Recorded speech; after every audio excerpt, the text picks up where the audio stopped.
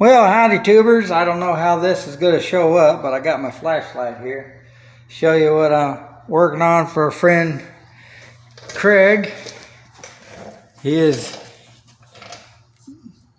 servo here, when you took the 4 bolts out, it wouldn't come out. So I had to cut this hole so that arm, there we go, so that arm would come out of there. And so now I'm going to have to do some work patching that, or to make it so that'll come out when you pull the servo out. But the problem with the servo is somebody at another airport evidently had bumped his trim tab, and it didn't strip the gears out, but here's what it did. Or here's what I figure it did. Because here's the back of it, and if you was to push on this, which would have been getting bumped like that, the gear pops out the back.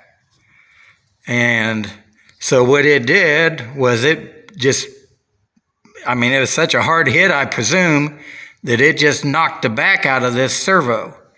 So I really don't want to cut the gears aren't stripped, but I really don't want to cut the wires, but I would really rather take this thing home and see if I can make a cover to go on the back. But the cover is going to have holes in it for here anyway, for, I guess you'd say, support for those gears, for the back side of those gears, or front side, I don't know what you'd say. But I don't know if that shows up or not. Let's see. Get a flashlight.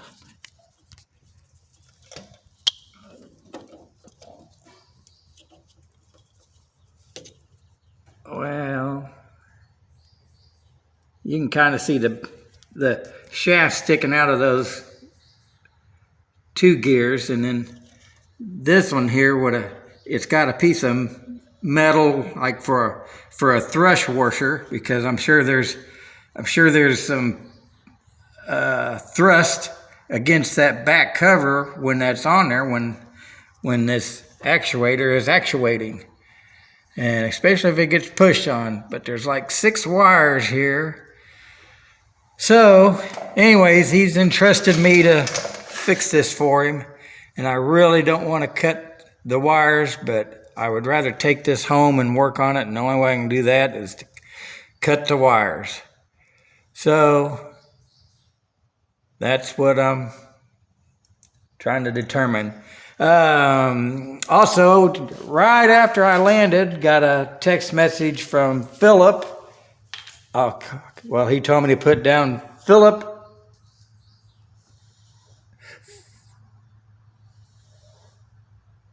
Africa. There we go. I finally figured it out.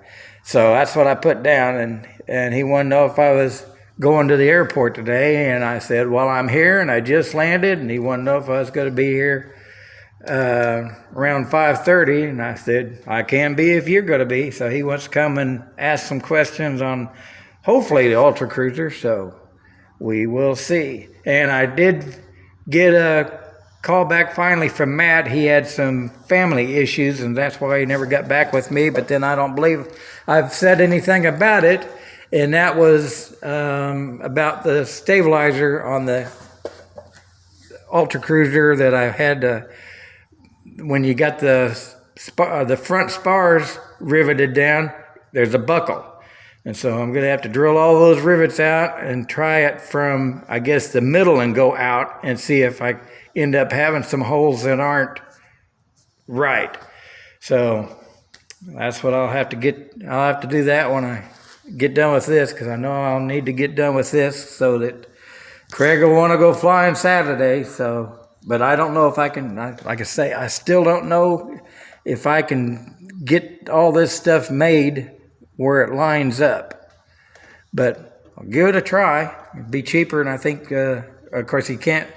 I looked up this servo. It's called Mac Incorporated, and I couldn't find anything on that, but I seen some that looked like it, so I don't know if they just changed manufacturers or whatever, but they're like $350 or $375 or maybe even more than that. And if I can save him that kind of money, that'd be good. So anyways, I know this is getting rambling on, and Spike was looking. I didn't take any video of him looking out the airplane today, but we just flew around. We got about a 3,000 foot ceiling, so we were flying around at 2,000 or so, and he kept looking outside. Oh, and he's got 1,570 hours now. Well, 70 hours and some odd minutes, but 1,570 hours for the little guy.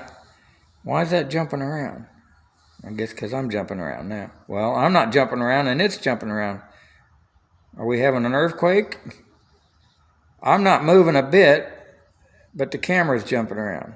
How can that do that? Anyway, there you go, and God bless.